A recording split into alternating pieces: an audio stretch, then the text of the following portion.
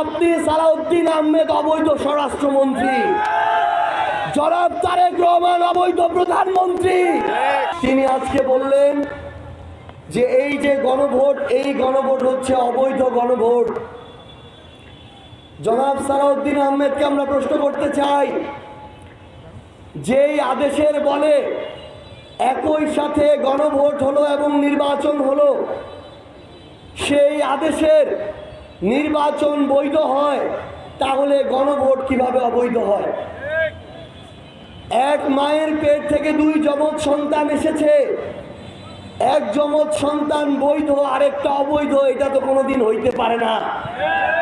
এই গণভোট যদি অবৈধ হয়, তাহলে আপনি সালাউদ্দিন আহমেদ অবৈধ স্বরাষ্ট্রমন্ত্রী, জনাব তারেক রহমান অবৈধ প্রধানমন্ত্রী, বিএনপি সরকার অবৈধ সরকার।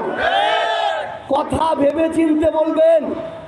50% মানুষ ভোট দিয়ে বিএনপিকে ক্ষমতায় বসিয়েছে, কিন্তু 70% মানুষ ভোট দিয়ে এই গণভোটের পক্ষে রায় দিয়েছে। গণভোট সাংবিধানিক না অসাংবিধানিক, এই সংবিধানের খেলা দেখাইতে আসবেন না। 17 বছর এই খেলা দেখাইতে গিয়ে একজনও সাহস করে দেশে ঢুকতে পারেন নাই।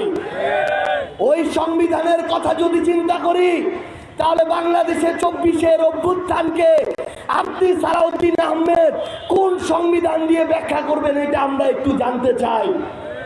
আমরা একটা কথা স্পষ্ট করে বলি, একটা দেশের প্রয়োজনে সংবিধান হয়, জনগণের প্রয়োজনে সংবিধান হয়।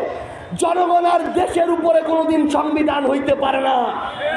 সেখানে জনগণের মধ্যে যদি 70% মানুষ সংবিধানের সংস্কারের পক্ষে ভোট দেয়, জুলাই সনদের পক্ষে ভোট দেয়, আপনি সালাউদ্দিন আহমেদ কিংবা তারেক রহমান এটা বলার স্পর্ধা দেখাইতে পারেন না যে এই গণভোট অবৈধ।